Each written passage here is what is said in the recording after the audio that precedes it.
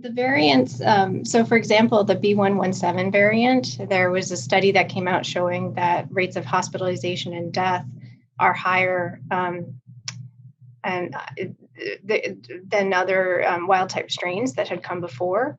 This might be one of the reasons that we continue to see hospitalizations, even though we're seeing less disease overall right now in the state.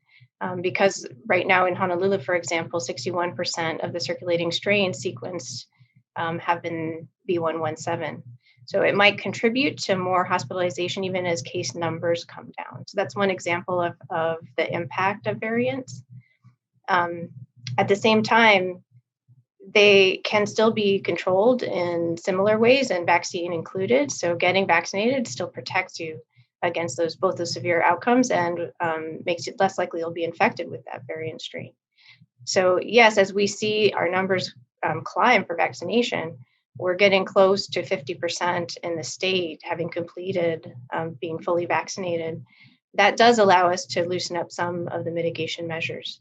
And outdoors is the place to start because we also have a lot of good data showing that transmission is much less likely in an outdoor open air setting.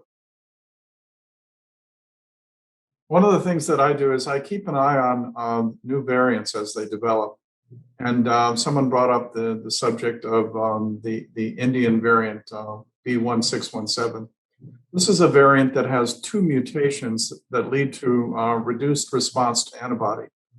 It is possible that as the pandemic spreads and proliferates, especially now in the Southern Hemisphere, that variants could develop which have multiple mutations and become less and less responsive to the antibodies that we formed in response to the vaccine.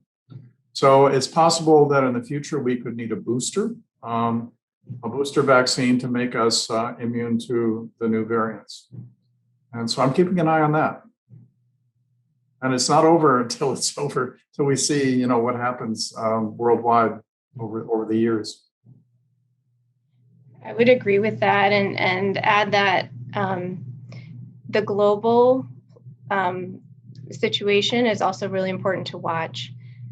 We may get a handle on COVID-19 here in the United States and Hawaii, but if it's not addressed in other countries that are still having trouble getting vaccine, it will likely come back to bite us. And so I think that's another frontier that we really have to look at beyond making sure we are vaccinating our own communities, that we're taking care of that, but also looking outwards at the rest of the world.